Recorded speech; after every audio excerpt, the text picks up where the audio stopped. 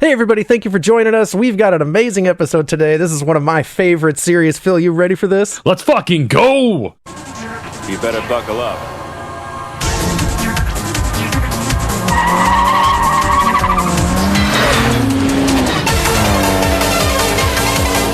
Holy crap, look! It's Ryoshi's SC! He's not trying to join the race, is he? What the hell's he doing? No one said anything about this being a freeway. Epic! This will decide who the fastest driver in Gunma is.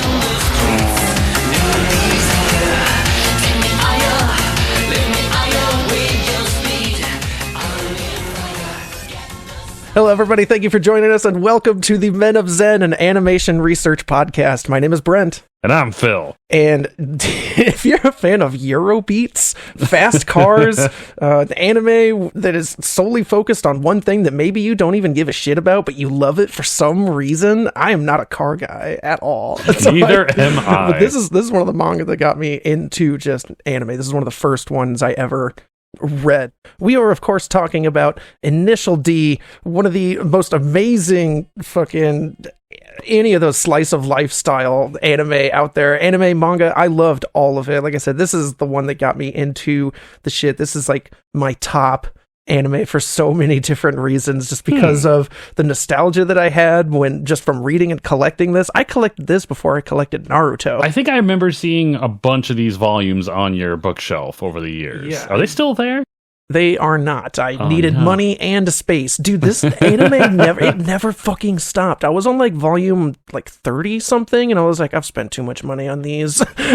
So obviously it's not that important to you. Well, I do love it, but also I love money. Money. I think it was money, space. I got rid of a lot of collectibles over the years and Oh, I know. I got some of them on my shelves now. yeah, it is what it is. Shit happens. You never know. Yeah. But dude, let me tell you a little bit about this show. It's so fucking good. Initial D, a Japanese anime and manga series about street racing that has gained a significant following around the world. Written and illustrated by Shuichi Shigeno, who is a racing enthusiast. He drew inspiration for the manga from the street racing scene in Japan's Gunma prefecture. Gunma is a mountainous, landlocked prefecture in the very center of Japan's Honshu Island in the Kanto region. It's known for its hot springs and ski areas. In the title, initial letter D stands for the Japanese word for drift, or dorifudo, but its true meaning is revealed at the end of the series. The manga was serialized in Kodansha's seinen manga magazine, Weekly Young Magazine, from 1995 to 2013, with the chapters collected into 48 tankobon volumes. 48 for Jesus a manga Christ. about cars. That's too much. Too much manga. Holy shit. In Japanese, the word seinen literally means youth, but the term seinen manga is also used to describe the target audience of magazines like Weekly Manga Times and Weekly Manga Goraku, which caters specifically to men's interests and are marketed towards a demographic of young adult men between the ages of 18 and 40. Seinen manga are distinguished from shonen manga, which are for young teen boys, although some seinen manga, like Holic, or it's, you'll probably see it, it's XXX Holic, but it's just pronounced Holic. It shares many similarities with shonen manga. Seinen manga can focus on action, politics, science fiction, fantasy, relationships, sports, or comedy. The female equivalent to this seinen manga is josei manga. I've heard those terms before. Right? Yeah, I thought it was kind of interesting to go into that because, like you said, like I've heard them before. Tell me about your experience with Initial D before we go into this. Oh, yeah, absolutely. I've been waiting a whole, 2 weeks. It's been about 2 weeks, since you're watching it. Yeah. Did not like it. What? I have a nut button next to my computer now, folks, so expect to hear that every once in a while.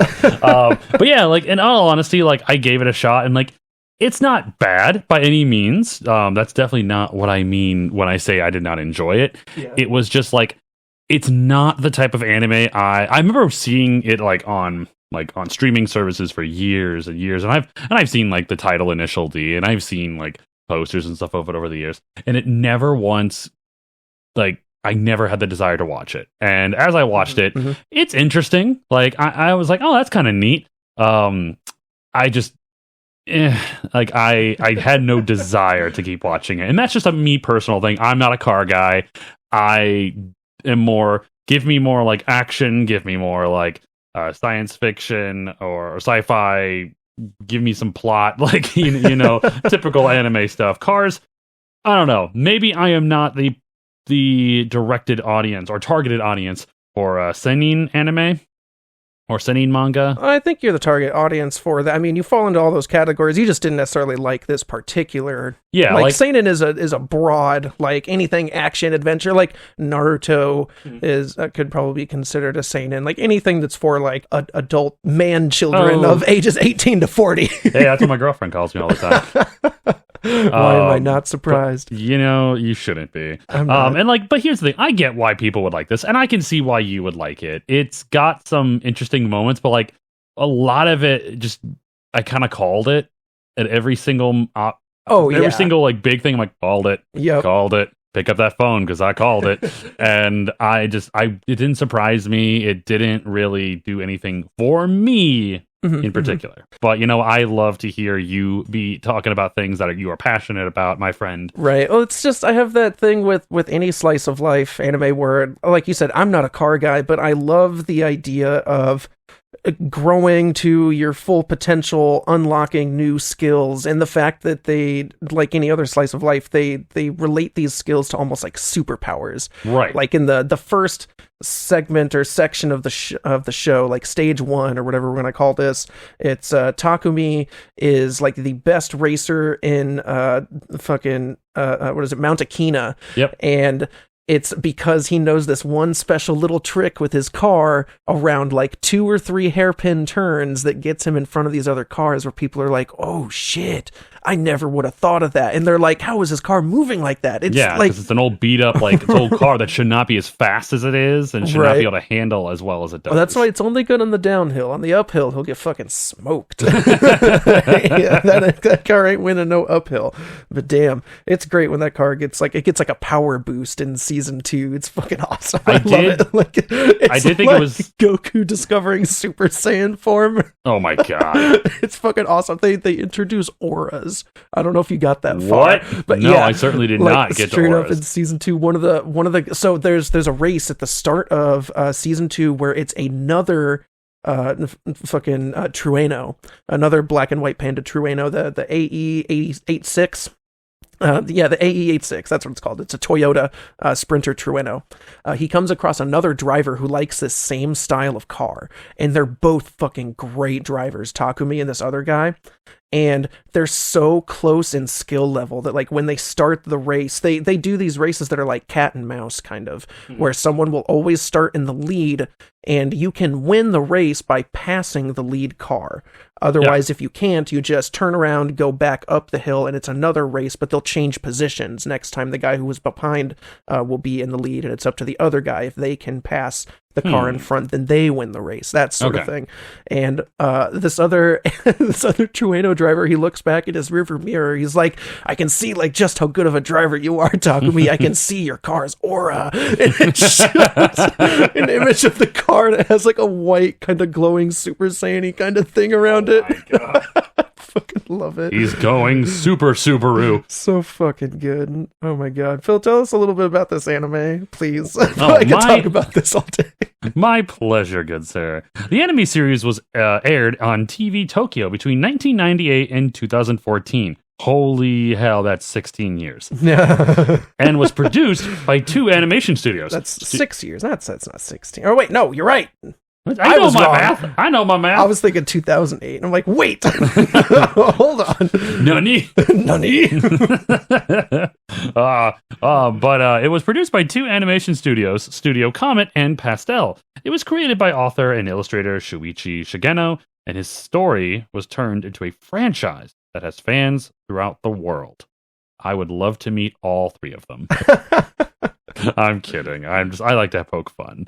Initial D follows the story of Takumi Fujiwara, a high school student who works at a petrol station by the day and a racing prodigy by night. Takumi also makes early morning deliveries for his father's tofu shop on Mount Akina in the early morning hours around 5 a.m. What he doesn't know is that his father is also secretly training him to be the better driver by giving Takumi a cup of water. Now, this is actually something I did think was kind of neat. Giving him a cup of water and placing it in one of the cup holders of the car and telling him not to let any of the water splash out of the cup while he makes his deliveries as fast as he can on the winding mountain road through all the hairpin turns. Unbeknownst, that's a word, unbeknownst. What Takumi doesn't know. What Takumi doesn't know. He has a natural talent for racing and attracts the attention of local street racers, who Takumi's skill as a driver are placed in the spotlight when his father's car, the Toyota Sprinter Trueno AE86, catches the attention of both local street racing groups and professional team members. As Takumi is pulled into the world of street racing, he must navigate through the rivalries, the fast-paced driving scene, and confront his own insecurities as he tries to find his place in the world and family. Wait, this is not Fast and Furious? Family. It's also a spy espionage. Takumi's in the FBI.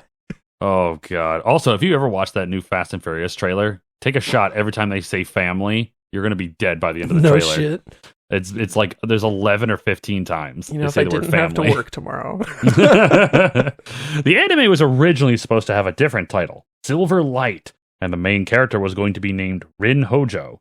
That name sounds familiar. Rin Hojo? I don't like it. I would have been like, no. Well, don't like it. Don't like the main character's name. No.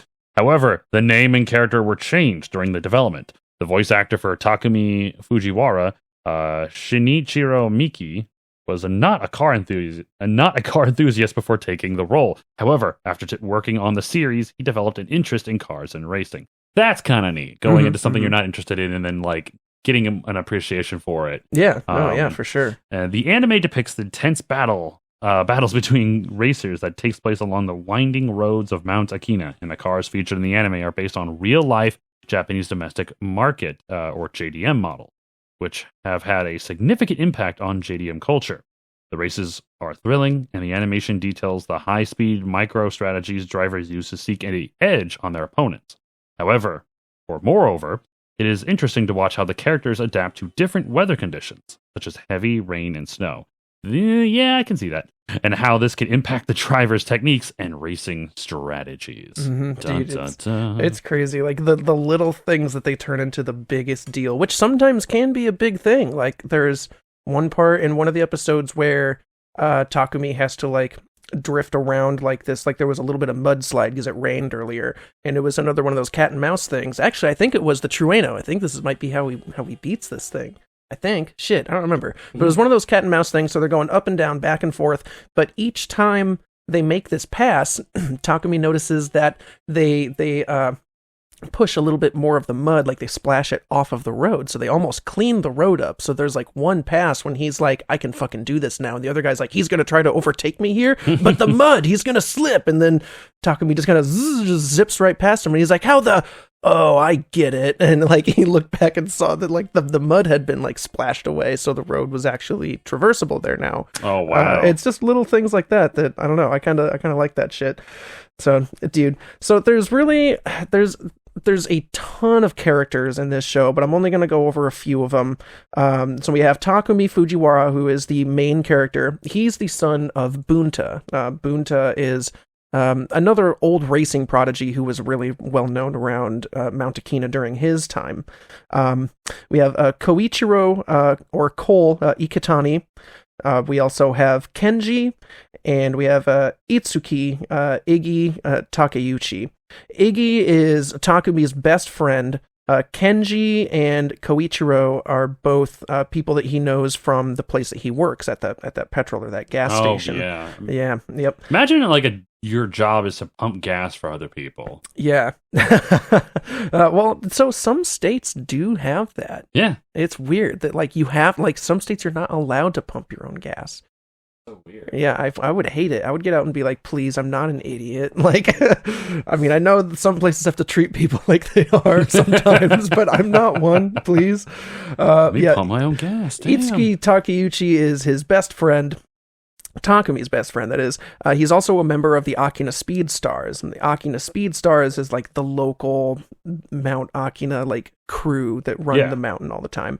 Kenji is Koichiro's childhood best friend, and Koichiro, or Cole, he's the leader of the Akina Speed Stars. But what's crazy is Takumi fucking could whoop both of their asses with his fucking eyes closed. Like, neither of them are any good. It's fucking hilarious. So we've got Crispin McDougal Freeman, who was born on February 9th, 1972 in Chicago, Illinois. He plays Koichiro. He is affiliated with Bang Zoom Entertainment, Magnitude 8 Post, NYAV Post, and Studiopolis. He is most known for his role as Itachi Uchiha in Naruto. Love that guy. Richard Paul. Dude, holy shit. Or Dave Wittenberg, who plays Takumi. I think it changes later in some of the movies. I don't think he's in all of it. David Richard Paul, born September 1st, 1971 in Johannesburg, South Africa. He has done work for Studiopolis, Bang Zoom Entertainment, and Magnitude 8 Post. He is also best known for his role as Takumi Fujiwara in Initial D and Kakashi Hatake in Naruto. Oh, shit. Yeah, right? That's fucking cool. Jason Spisak? I don't know how to say that name. I'm sorry, dude. He plays Kenji, and he is known for his work in Zatch Bell and Tiger and Bunny 2. And then we also have Robert, who plays Itsuki. Robert Anthony, or Robble Wrist. I like that nickname. Born April 4th, 1964. Whoo, he's an oldie. In Woodland Hills, Los Angeles, California. He's an American musician, actor, and voice actor. He is known for voicing Choji Akimichi in the Naruto. I fucking know. That man is old. No offense, sir, but you are old. Maybe and that is a young boy. You are like a young kid's voice. Well, definitely not. If you've heard, oh my god, Choji's voice, like yeah, I don't fucking know. That's interesting. Okay, it's great. People got voices, man. They can do stuff. So what sets Initial D apart from other anime series is the fact that the protagonist is not a hero who wins all the time. Instead, Takumi loses his fair share of the races. And a plot develops along with his character development as he learns from each loss. The journey of Takumi's character is one of the main reasons that fans love this series. The series' soundtrack is also famous. The music ranges from techno to rock and features many famous artists like Kumu, Move, and Eurobeat. The soundtrack complements the series so well that fans consider it to be the most iconic aspect of Initial D. And every time I fucking hear like... Yeah, no, that's stuck in my head now because there's like Night of Fire, fucking Night of Fire. Maybe I'll play a clip of that song here.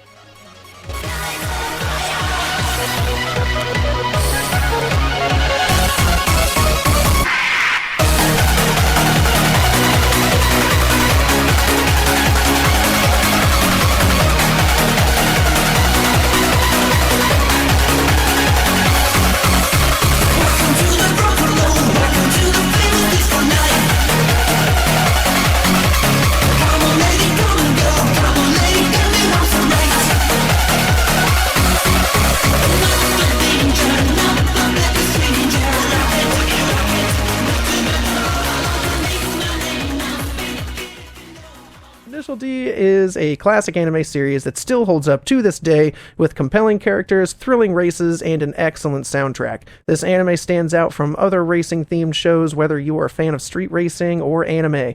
Initial D is definitely worth reading or watching the anime series. And it totally is. I know, Phil, you didn't, love it, but, I mean, there's probably at least elements that you're like, okay, it does have some typical anime tropes. The main character is kind of a doofus, but, he's incredibly skilled in this one particular way, which, I mean, there's a lot of anime that do that same trope, and I think it's a fun one. One thing, though, I'll admit that I really did not, maybe this is something that's kind of holding it back for me personally. I didn't like the animation. Yeah, so it changes drastically later. Okay. Well, I get everybody gets a makeover and they look much more anime-ish. At first, I totally get what you mean. That's probably why, because I got through I want to say 20, almost 20 episodes, and I was. Yeah, I didn't finish season 1, but I got pretty darn close, and yeah, I really wasn't a huge fan of the art style, and maybe that's something personally, I don't watch a whole lot of anime with like an older art style to it, or I guess older anime in general. Yeah. But I can see why people like it. Mm-hmm. I can see why people like it. Just because I was not a big fan of it doesn't mean that it's not awesome. So one of the other cool things about this show too is, I don't know if you noticed, I'm sure you did at least at some point, but whenever they do like the car racing scenes, the cars aren't hand drawn. They're all like 3D. They're 3D animated. Yeah. So like every racing scene feels, I don't know, sometimes it looks a little strange, but for the most part, I feel like it's like spot on. The cars pop. The fucking art is sick. It's so good. Holy shit. I fucking love it.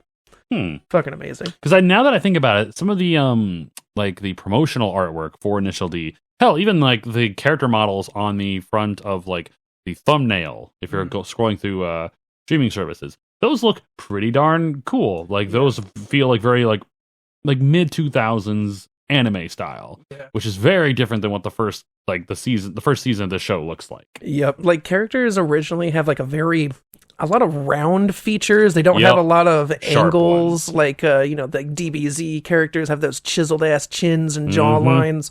Later in the series, they do that, and it totally makes Takumi look like much more aggressive. It's awesome. Okay, cool. That's cool. I wish I saw that. But you know what? Like, I'll admit, street racing has always been like a pretty interesting thing for me. My favorite. This is gonna sound funny. My favorite Fast and the Furious movie is Tokyo Drift. Hell yeah, that's the best one. Yeah, that's a great one. It's the best one. Fight me on it. The history of street racing kind of comes down to a few things.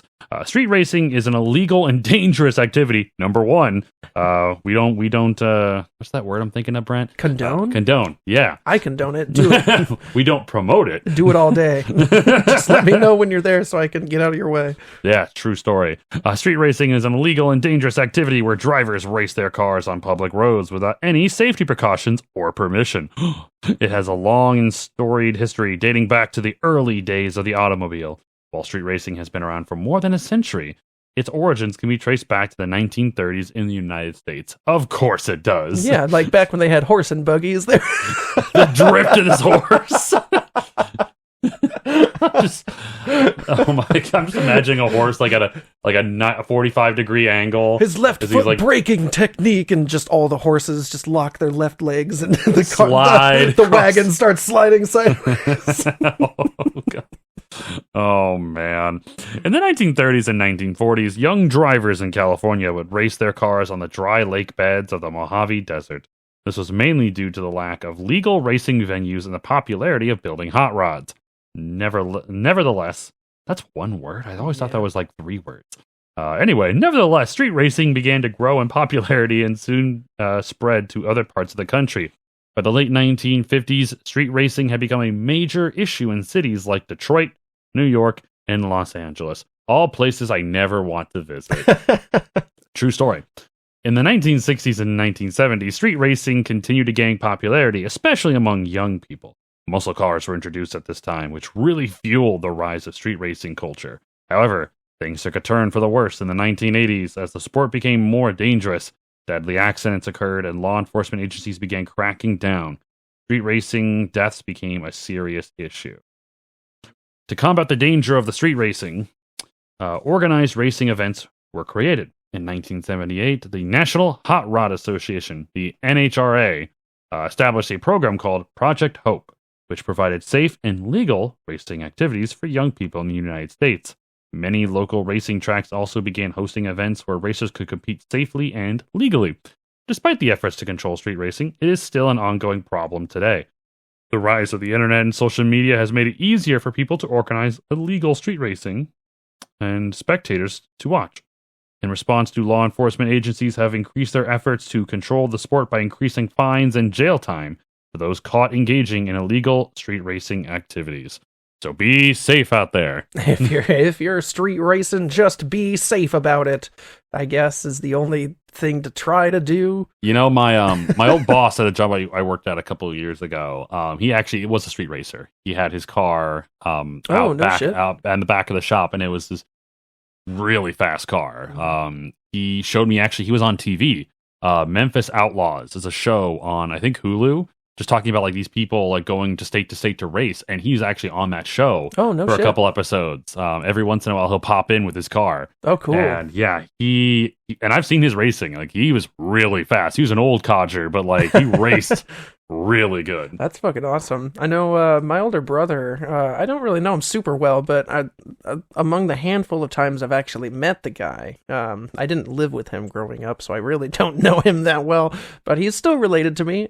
He was like a big car enthusiast for a while, and I remember one of the visits he had some like really fucking nice ass, like it looked like a cheap, like a Toyota or some shit. But man, I'll fucking tell you what, I had never had a car like accelerate that fast. Like it's like you can feel it when he goes to accelerate and it like pulls you into the seat and you're like, ooh, and you get that like like when he fucking does the like shifting gears and shit, and he had tire pressure check gauges on all the shit. God. I'm like, dear God, yeah, it was Dude, fucking cool. I don't trust anything like that. If first of all, not a huge fan of stick shift. Like people that drive stick shift, one, you're incredibly talented, and two, you're crazy. And I'm just never uncomfortable with that. Yeah, I don't know. I feel like it's too much to focus on. Like, Yeah, exactly. I wouldn't be able to do it. I would think it would be kind of fun though. Like, How am I supposed to text and drive at the same time if I have to have one wheel on the you know, I honestly I'm wonder kidding. what kind Never of do that. statistic that is like. No, you might be right though, because they're constantly focused on doing something else with their hand. So they have one hand on the stick shift, another on the thing. I wonder how many accidents out of like our national average are automatic compared to stick shift. That's a great question. That's a really interesting. I never really thought about that. So I got some fun information here, not necessarily quick, but before we go to our first break, Keiichi Tsuchiya, the real Takumi. I did not know this prior to fucking doing the report on this, so this was really cool for me. Keiichi Tsuchiya is a professional Japanese racing driver. He is literally known as the Drift King. His use of drifting, DK, Drifting King. He's finally back now for his use of drifting in non-drifting sports racing events. He I keep wanting to go. He popularized drifting in the motorsport in the 80s and 90s, and he's also known for the toge, or the mountain pass racing. Dude, it's fucking rad. The car he drives is a Toyota AE86 Sprinter Trueno, which has become one of the most popular sports cars. The car is also known as the Hachiroku in Japan, which means 86. His car is also called the Little Hachi That Could. A two-part video known as the Togue documents Tsuchiya's Togue driving with his AE86. When it comes to Togue racing, there are typically two cars involved. One leads while the other follows. If the lead car pulls away, then that driver wins. But if the chase car is able to keep up with the lead car, then they change positions and do the run again. Tsuchiya can drift in a front-wheel drive car by pulling the handbrake before reaching top speed, locking the rear brakes, and triggering a drift. In a rear wheel drive car, he can drift anytime without the use of handbrakes or altering the tire pressure. He was a consultant for the popular manga and animated series Initial D, which the main character Takumi Fujiwara is a character which describes him. He has also served as a stunt coordinator and stuntman on the Fast and the Furious Tokyo Drift, where he also made a cameo appearance. Tsuchiya acted as a consultant for Initial D and was an editorial supervisor in every stage until Extra Stage 2. He also assisted in the recording of car audio for the anime. Tsuchiya is seen in a VHS tape drifting a Nissan Silvia S14 and later on a Honda NSX in First Stage Act 2 and Act 6. And that's really cool because the Nissan Silvia, it's one of the... So there's this duo of female racers. I should have wrote their names down. I did not write them. They're not necessarily detrimental to the story, right? But they have this car that is a Silvia. Their like nickname or their moniker on the streets is Impact Blue, and they're really good at doing this like fishtail drift where they're like if they're in like an S kind of banked turn, they can like drift and fishtail through the whole thing and then follow out through with the drift. And they can do this through like a really narrow area of road that most other people can't go. So that's like what they're super famous for. Okay. They drive a Sylvia S14. And what's cool about that though is that they're different in the way that they don't each drive their own car. They always drive together. Okay. There's one of the girls is the designated driver and the other is more like the I mean, we have them in real races, but they're like the navigator, I guess, where they know the course and they have it all plotted out on like a spreadsheet or something in front of them. And they're like, okay, this turn is going to be like this, do like a medium hard left. And then immediately it's going to be this kind of bank or this kind of bank. So she can like give instructions to be like, this is how you should plan your route. Okay. So it's really cool. She like investigates the route like hardcore first. Interesting. Dude, yeah, fucking good. So Tsuchiya also appeared in Act 23 of First Stage, where he is shown calling Bunta Fujiwara, mentioning that Bunta scarred him for life with his monstrous drift. So he's literally in Initial D. He also asks Bunta if he thinks Takumi will win his upcoming race with Ryosuke Takahashi. He's a really, like, one of the big shits for the longest time. Ryosuke Takahashi, he's like the racing prodigy that looks at Takumi and he's like, fuck, how, like, I've never seen this kid before. How in the fuck is he this good? He later also makes a cameo in the end credits of the last act of Final Stage at a D1 GP event in Tokyo, where he is seen talking to Takumi. So he like meets his anime self in anime form. Dude, that's cool as hell. How fucking fourth wall is that? Tsuchiya has also been featured in many Initial D guidebooks and in the audio drama Drift King Youth Graffiti. He hosted the fourth stage special feature, The Way to Project D. He appears in the Faster Class GR86 cross Initial D advertisements, challenging Takumi Fujiwara to an impromptu race in a Toyota GR86. Like, it was like just as an advertisement, it was like him like, we're gonna do this and Takumi and him, like have this race. It's fucking wild. Holy shit. But hey, before we get much further on this, I think we're gonna take a quick break, have a couple ads, and we will be right back.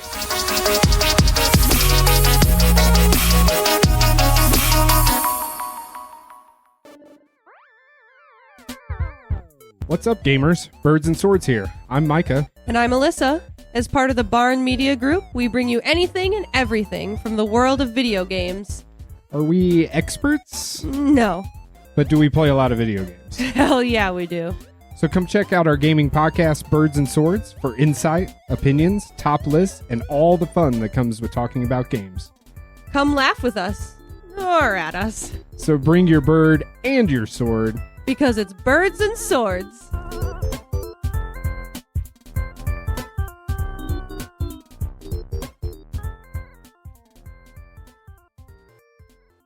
Thank you to BetterHelp for sponsoring this episode.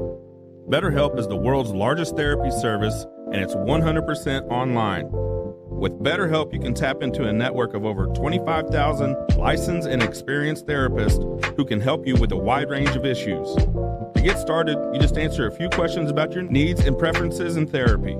That way, BetterHelp can match you with the right therapist from their network. Then you could talk to your therapist however you feel comfortable, whether it's via text, chat, phone, or video call. You can message your therapist at any time and schedule live sessions when it's convenient for you.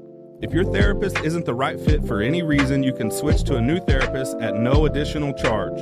With BetterHelp, you get the same professionalism and quality you expect from in-office therapy, but with a therapist who is custom-picked for you, more scheduling flexibility, and at a more affordable price. Get 10% off your first month at betterhelp.com/thebarn. That's BetterHelp, HELP.com/thebarn. So much for BetterHelp for sponsoring and partnering with us and the Barn. Definitely go check them out. Seriously, if you could maybe use the help. I don't know. I'm just emphasizing here. I could. We all could. Let's be real here. Brent, you were talking before we get into the stuff about the creator Shuichi Shigeno.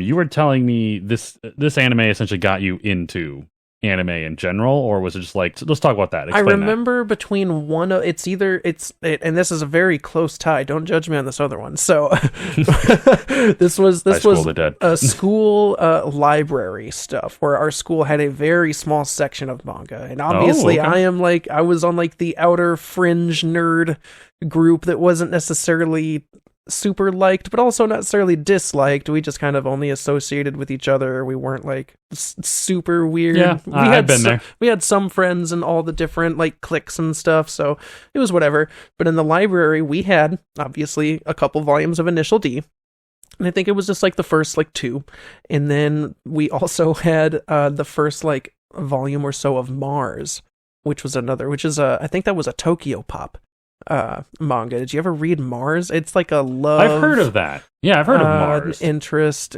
manga. Do you like? I will say this. Like, it's for something that I'm not like. It's a romance manga, but it's really fucking well done with this guy named Ray and this girl that he likes, and this girl's like super shy and not outgoing at all, but she really likes the really cool popular kid who like ditches school, is like, fuck school, this shit's stupid. But she's like an artist, and he's a really nice guy, but he's got this like attitude about him that everyone's like, stay away from that guy, he's no good, blah blah blah. And she ends up asking if she can draw him, like a Leonardo DiCaprio sort of thing. Let me draw you. Yeah. And she does, and he just like totally falls for this girl when he sees this like rendition of what she like drew of him. And she called it Mars, for what was it, like the god of war or whatever. Okay. She, like just this aura that she captured within him was something that he had never seen himself, and he's like, I love this. And the two kind of get together, and they have this crazy love escapade where people are like, they shouldn't belong together, blah blah blah. And then there's like this, I remember there was a weird little, I don't want to call it a hiccup, but there was this thing about like the stalker that was trying to like kill her actively, and Ray like fucks this dude up. Really good. But yeah, no, it was either Mars or Initial D. Those were the very first 2. Oh shit, I forgot Chobits. We had a volume or 2 of Chobits, and I read that also. Chobits. I read Chobits. That was another Tokyo Pop one. We got to cover Tokyo Pop sometime. I've never even heard of it. Do you, the brand Tokyo Pop, really? Nope, never heard of it. Wow. Okay.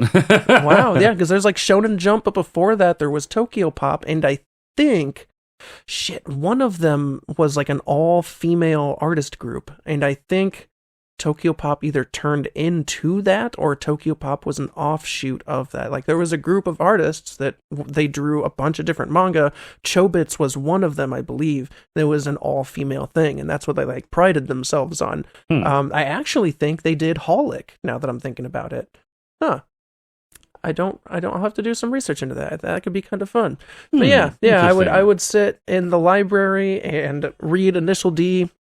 We would constantly request like new volumes of these to be purchased, and they did sometimes for like the school stuff, but otherwise me and some friends, we were the fucking group of kids that would just be like, hey, you want to go to Barnes and Noble and sit on the floor and read manga so we don't have to buy it? But yeah, whenever we could, like, that was something I looked forward to, was the new volume of Initial D for the longest time. I was like, hell yeah, I get to read more about this.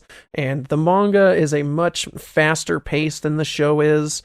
I also feel like it's more exciting in some ways just because it's not so drawn out. You're like, I don't necessarily need to see the cars constantly. Whoa, like, I get it. They're driving. Cool. Right. Like, the manga's just very quick to be like, here's a cool action panel of them like drifting. Okay, now it's them inside the cars, and what are they thinking, and what's their next like strategy or tactic that they're going to employ. Like, Takumi's got his left foot braking technique. Like, everyone's got a special thing that they can do that other people are like, well, I got to learn that technique. I have my own special technique. What's it called? It's called shoot out the other person's tire technique. Wait, what? It's called gun, and he just pops in. My superpower is gun. Oh no, dude. Yeah, but that's where I like got into manga. I want to say just manga, but the manga got me into the anime for Initial D anyway, where, I mean, I know we've talked about this before, but man, like, Yu Yu Hakusho, I'm pretty sure was like the first anime that I ever considered was an anime, and that's what got me started into this deep dark hole of animation. Oh shit, what was the first manga you ever read? Was it Dragon Ball Super Online? Jesus Christ. I'm not that old. So I'm not that young. Basically my first ever interaction with anime or manga probably is Dragon Ball. Dragon Ball Z. Oh, Z, that's what I meant. Dragon not Ball Super. Z, yeah. I had a babysitter growing up that was a huge fan of it, and he was the one who showed me it. He showed me the cards. He showed me, like, he'd bring over his his PlayStation or his like Dreamcast or something like that. He would like mod the crap out of it. Fuck yeah. We played that old PlayStation Dragon Ball Z game, which is awful. Oh yeah. Battle 22 or Final Bout or something like that. What was the PS1 game? It was a Japanese import only. It was a PS1 like Street Fighter Dragon Ball Z game. That's Ultimate Battle 22. I have it on that shelf behind me. Is it? Okay. Yeah. I'm pretty darn sure. He also like drew it a lot. He was a big artist at the time, and so he would draw whatever character me and my brother wanted to see, and super cool dude. He actually got me into cosplaying too, so that's awesome. Also got me into working at GameStop, where I met you. Yeah, so you know what? All things led down the right path, my guy. The first manga though, I want to say like obviously I only watched the anime, but like manga, I want to say like the Weekly Shonen Jumps got me into actually reading manga. Found one very early on. I think it had a picture of like Luffy and Naruto and Goku, and I'm like, oh, this is cool. So like I got it, and it was basically had like one chapter or maybe like two chapters of all these different stories, and you just read through each one. It's like the Holy Trinity right there. And that's when I'm like, holy crap, what is this? Like, I remember reading that issue because I think it was the one that had the first volume of first chapter of One Piece. Mm-hmm. And so that's how I learned about One Piece, how I learned about like Naruto. And from there, like I just, on my breaks at school, during high school, I would use the computer and just read manga. I go sit the farthest computer away from the main counter because I'm pretty sure we were not supposed to use it for that. Yeah, no, of course but not. I just read it before school. I read it some during my breaks. If I had like time between classes, like it was, and there are still some series I like more in manga form than I do in anime.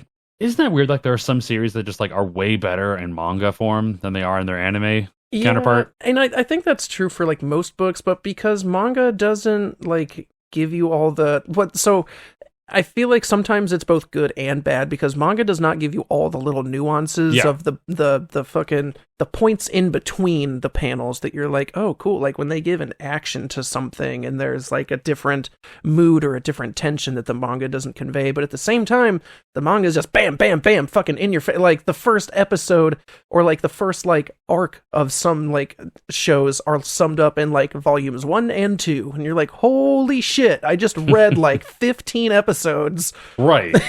What the fuck? Yeah, like the manga just fucking blasts through it sometimes, and I do like that too. Oh yeah, like there are some like if you've watched the Dragon Ball Z anime and then read the manga, you realize people say Naruto is the worst when it comes to filler, but like Dragon Ball Z stretches things out How many episodes did Spirit Bomb go for? Like, I think it was legit like 4. Which version of the Spirit Bomb? Well, the first one, yeah. The first one was on Earth against Vegeta. Yeah. The first time that probably went like an episode. Like lend me your power, and he just stands there going. I think that was Frieza on Namek, because that's when he had to have Piccolo distract him for a while, and so he had his hands with him. I think that was like 2 episodes. Frieza's just standing there like, what's he doing? They're like, I don't know, let him finish. Yeah, let him cook. Don't interrupt. Let him cook. And I think in the manga it's just 1 chapter. Mm-hmm. It's also like, for another example, the fight between Vegito and Boo, and that Vegito immediately goes Super Saiyan in the manga and just like slaps him around a couple times, and then he's like, you can't beat me, and that's when Boo's like, oh god, I can't beat him. I have to absorb him.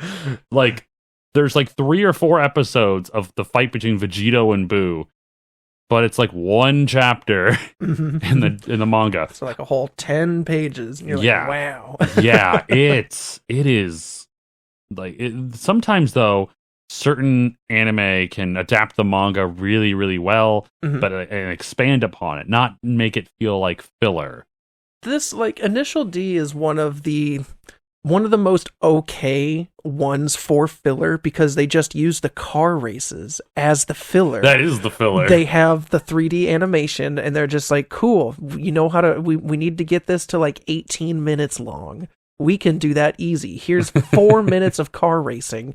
The intro to this show changes all the time. The intro and the outro, not even just each season or stage, it changes all the time. Right. But each time it gets more complex, like you can almost tell when the show was gaining popularity because later on during, like, I think it's like stage 2 to stage 3, they started getting live action, like really famous like pop artists were like doing the intro, but it was like a live action thing where they actually did like this choreographed. I was wondering about that. I was like, that's a weird ass like, dude, this show got some fucking huge recognition.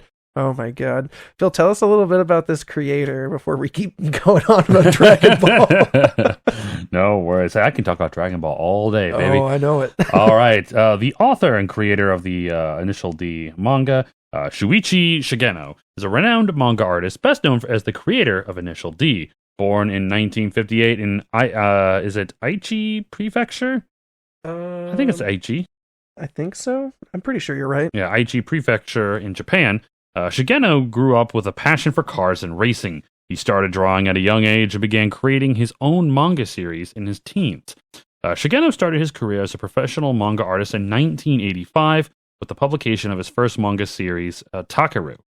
However, it was not until the release of Initial D in 1995 that he achieved widespread success and recognition.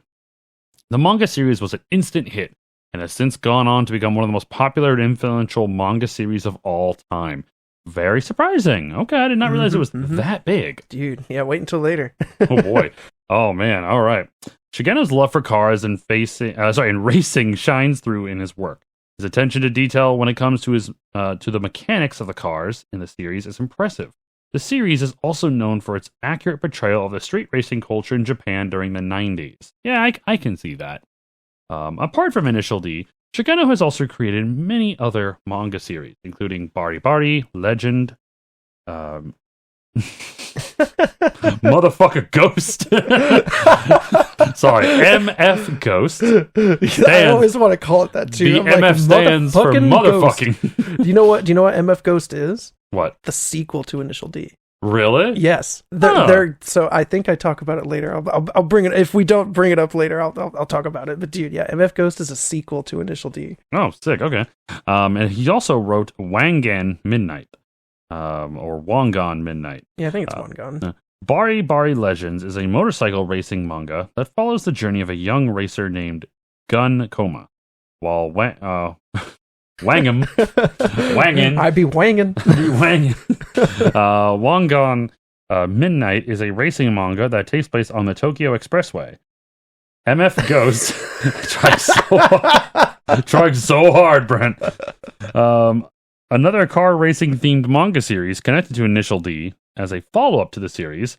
MF Ghost, let's see here, has been serialized in Kodansha's Weekly Young magazine in September 2017, with its chapters collected into 16 tankobon volumes as of February 2023. An anime television series adaptation by Felix Film is set to premiere in 2023. Oh! Boom! I'm so fucking excited. We did it again. I know, right? We picked an episode, and then literally after picking it, they're like, hey, we're announcing a sequel series or a revival of some sort. Or at least like the animation form. I've done my looking. Nobody has said anything other than just a generic 2023. I don't know what quarter or where it's going to be aired. Hopefully it'll be on Crunchyroll. Dude, it's fucking awesome. It's just keep going. You'll find out more. It's amazing. Motherfucking Ghost, the series takes place in the 2020s, where self-driving electric cars have replaced internal combustion ones. However, in Japan, there's a large organization called MFG, founded by Ryosuke Takahashi from the Initial D series, who does street racing with internal combustion cars. A new rookie, Kanata Rivington, who is competing with the pseudonym Kanata Katagiri, a 19-year-old Japanese-British young man has shown up to the scene driving a Toyota 86 and beating European top-tier cars such as the Lamborghini Hurricane Performante. I don't know cars in Spanish. Performante or the Performance Hurricane, one of those. Ferrari 488 GTB, Lotus. Jesus, what is the names of these cars, man? I think it's the Lotus X Siege. The what? I think it's the X Siege. The Siege, the Alfa Romero, the Alfa Romero 4C, the Lexus LC 500, and Porsche 911. Oh, that's 911. Someone's going to hurt you for that. I know. I didn't want to say it. I saw it, and I'm like, 911. I'm like, wait, no, 911. I felt bad. And the Carrera 991. Kanata has been trained by legendary downhill and rally racer Takumi Fujiwara, protagonist from the initial D series. At the Royal Donington Racing School in the UK as a Formula 4 world champion. He has only one motive: to find his long-lost father, who went out to buy milk and never came back. One thing I don't think we really talked about is the fact that Takumi, his dad, owns a tofu shop? A tofu shop, yeah. Yeah, we've talked about that. His dad was a pretty badass racer in his day, and now he's like training to like his son to be better than he is. Yeah, did we? Maybe I did put that in there. I don't remember, but yeah, it's a tofu shop, which I thought was great. And the side of the Trueno 86, there is a.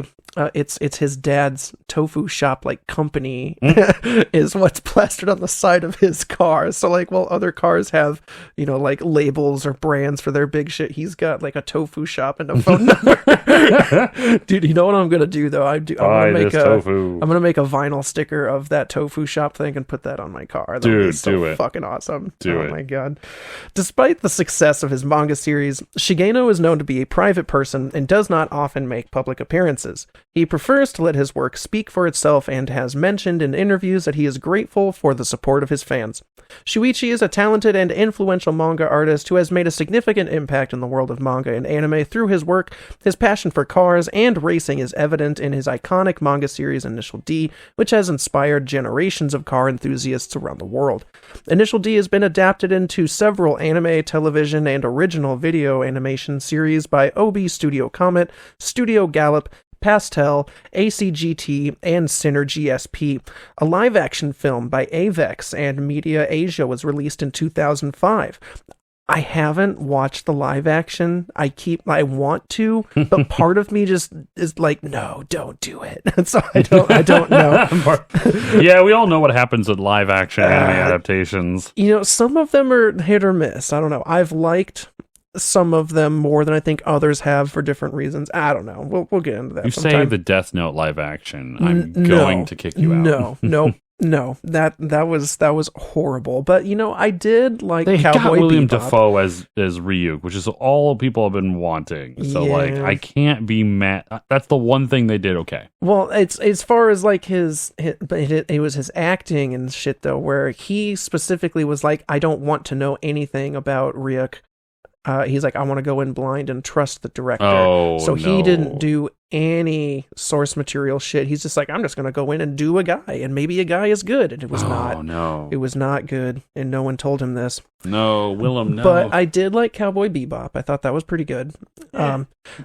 So for me, I like Cowboy Bebop because it was supposed to feel like it was still the anime, but just with real characters. Like, you have all of the wacky character movement, the weird wacky fight scenes, like stuff that clearly could not happen in reality.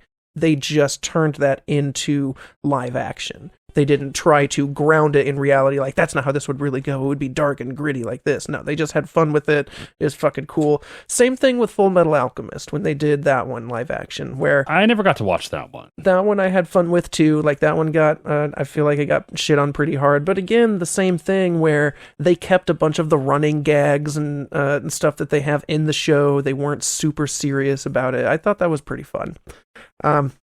But both the manga and the anime for Initial D, the series was initially licensed for the English language distribution in North America by Tokyo Pop. There we go, that's what it was, 2002 to 2009.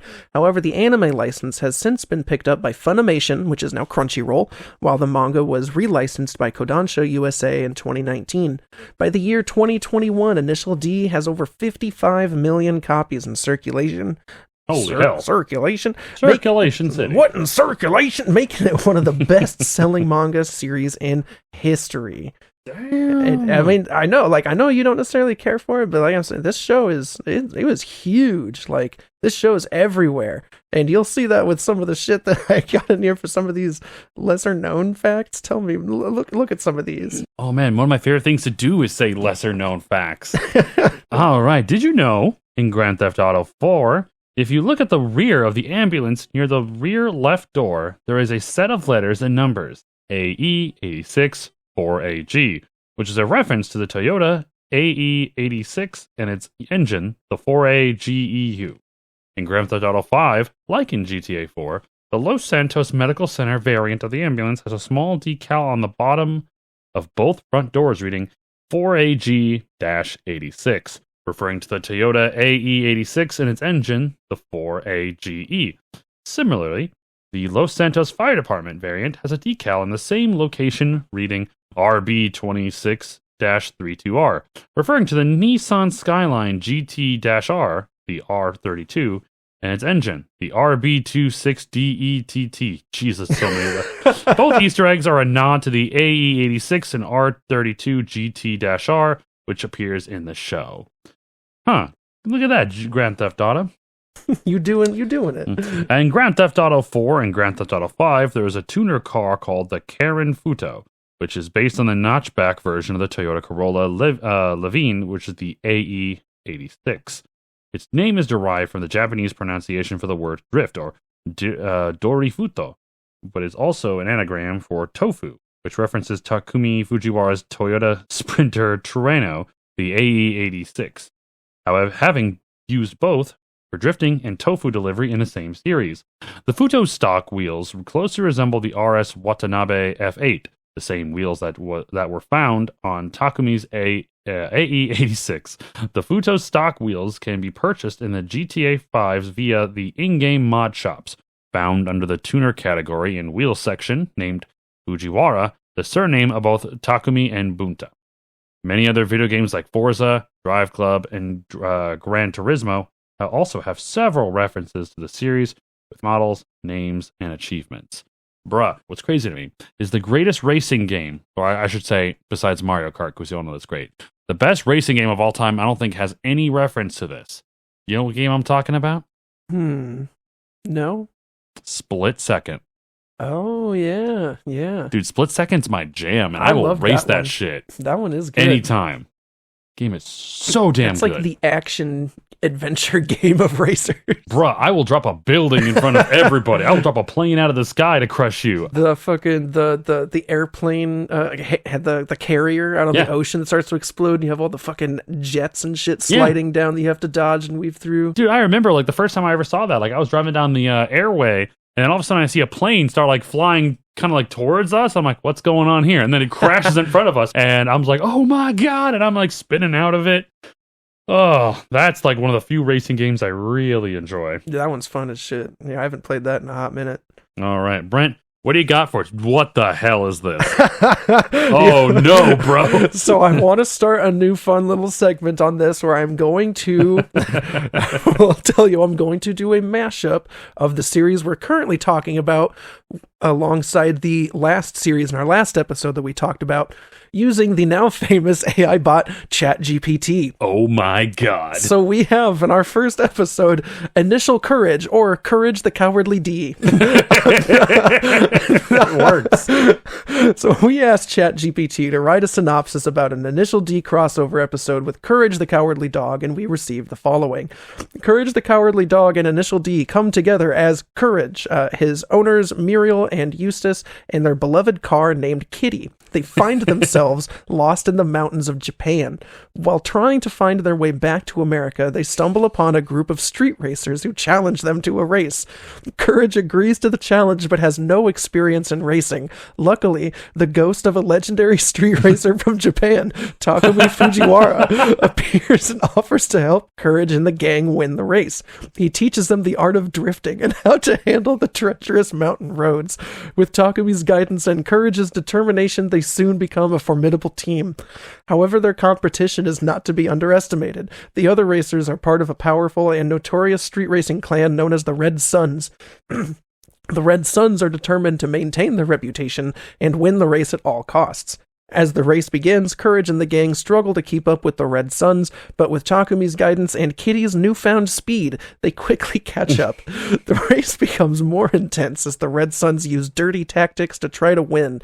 Courage must overcome his fear and use all of his skills to outsmart the Red Suns and win the race. In the end, Courage and the gang emerge victorious, much to the surprise of the Red Suns, as they make their way back home. They bid farewell to Takumi and reflect on the memories they made during their wild adventure in the mountains of Japan. I literally had my eyes closed and was just watching it all play out in my head. I need to watch this. Make it happen. It would be so fucking good. I can't even imagine what the animation would look like. Just seeing like Courage in the driver's seat.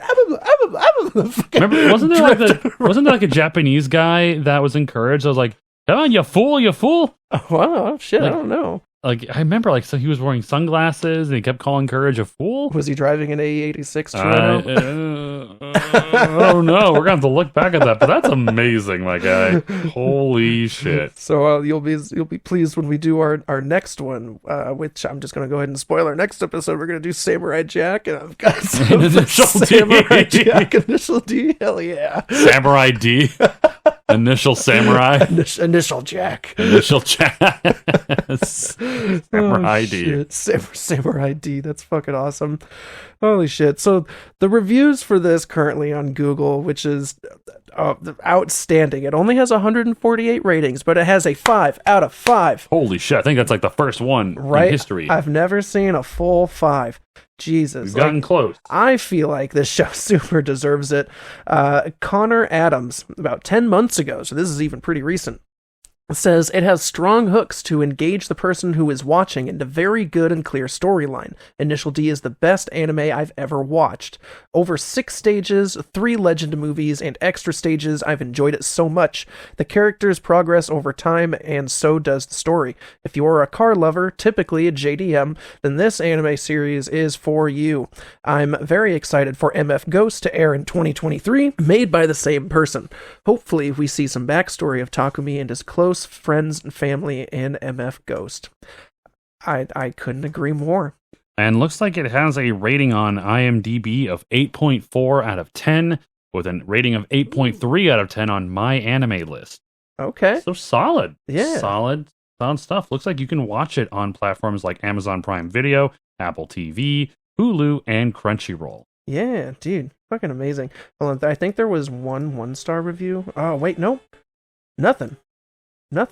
It says that there was one, but I don't see it. I guess it's all 5s.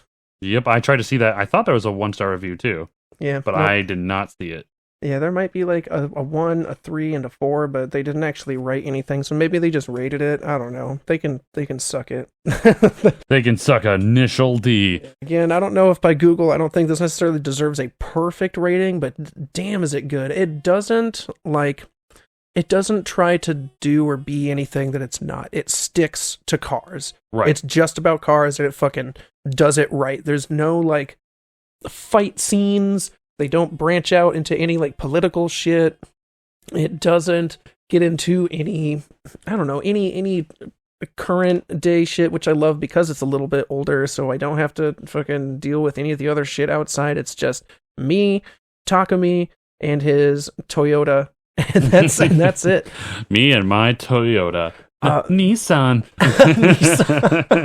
Dude, there's Toyota. Another thing I wanted to mention, I kind of forgot about, is that so Takumi's best friend, Itsuki, he's a terrible driver. Like He's he a wants to terrible be person. part of the Speed Stars. No, he's a great guy. He wants to be part of the Speed Stars so bad. Like he sees this as like a super prestigious thing. Yeah. And his dream is to get a Toyota 8611, just like Takumi has, and he wants to be like the 86 duo of Mount Akina. Yeah. So he saves up all this money at his summer job at this gas station and buys his first car. And he's like, yep. hell yeah. He's like, I got my 86. I can't wait. And he shows it to some of the guys at the shop, and they're like, why does your car sound like that? And he's like, what do you mean? And he's one of the guys is like, just keep revving the engine. Let me hear it. And he's like, yep, I think I know what this is. And he's like, well, what's the problem? And he's like, no, there's nothing wrong with it. I think it was Koichi.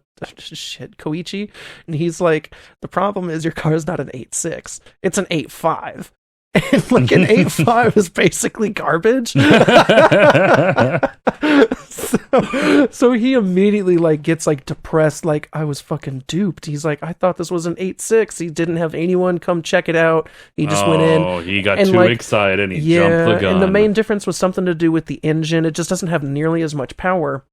However, Takumi's like, well, let's just take it up to Mount Akina and check it out anyway. And he's like, plus the great thing about if you do the downhill is that power doesn't matter. So Takumi gets behind the seat of his 8.5 and fucking blows past some dudes that have like some super like souped up cars that were like pissing people off. Mm-hmm. And he just fucks up these kids on this track, and he doesn't even bother to tell them that it wasn't even an 8.6. It was an 8.5. Like these guys were just beaten by garbage. It's fucking awesome. I loved it. I loved it so much. That was such an amazing spot. Hey, I think that might about do it for us here today. Phil, do you have anything you want to say before we close the show out? I did not hate the show. It was not for me, and that's gonna be fine. There's plenty of anime that are not meant for everyone, you know. But like, I'm glad you enjoyed it, Brent. Oh yeah, that's the important thing. Mm-hmm, mm-hmm. This was one that I wanted to do so bad. I'm so glad that we did, and there's a bunch of cool shit that I never would have known had we not done this. So I'm very glad that we did. Catch us on any of our social media sites: Facebook, Instagram, Twitter. We have a TikTok. We might do some more fun shit on TikTok besides just doing. Yeah, we might just do some more like fun videos and shit on there. We're gonna do some nerd card shit, I think. Until it gets banned. Yeah. Nah. So apparently I've heard that Montana, just the state of Montana, is banning TikTok. Right, that's what I said. I was like, of course, fucking Montana is one of the places to do it.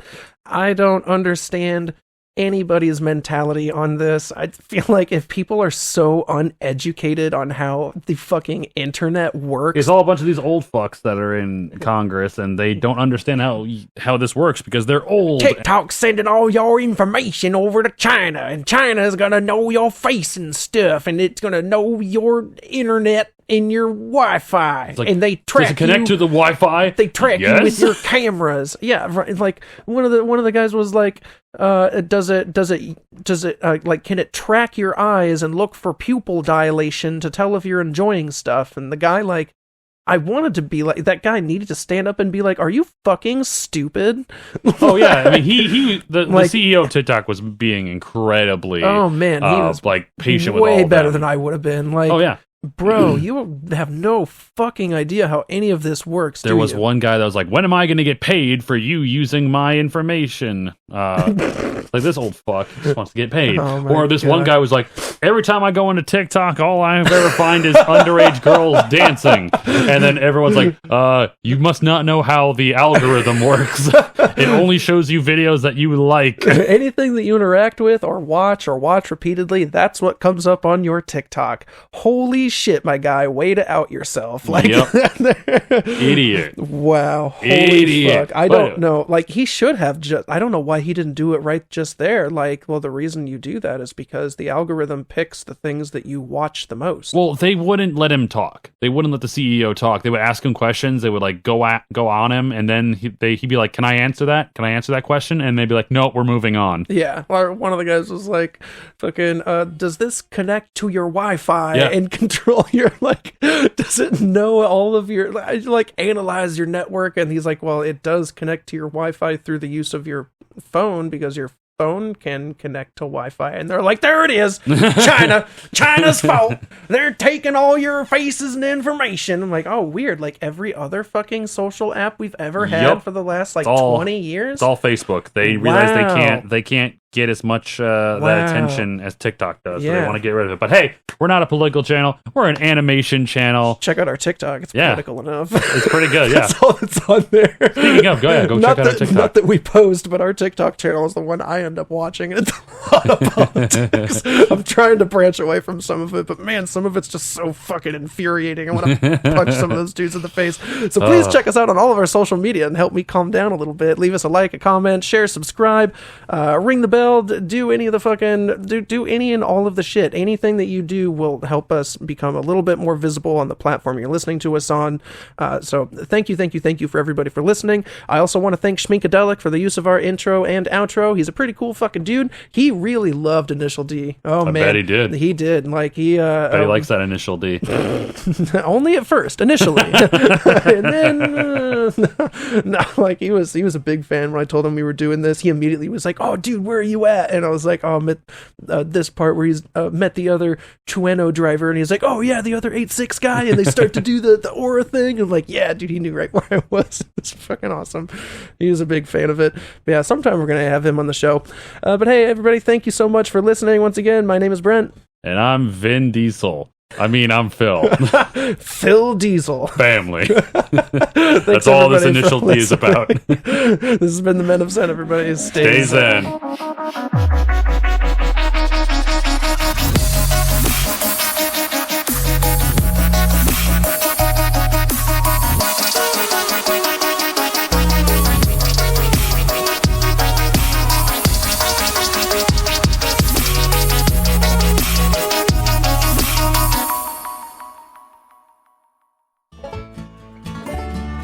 For more media entertainment podcasts like the one you just heard, check out The Barn. Anime, music, sports, and video games, The Barn has everything that you need.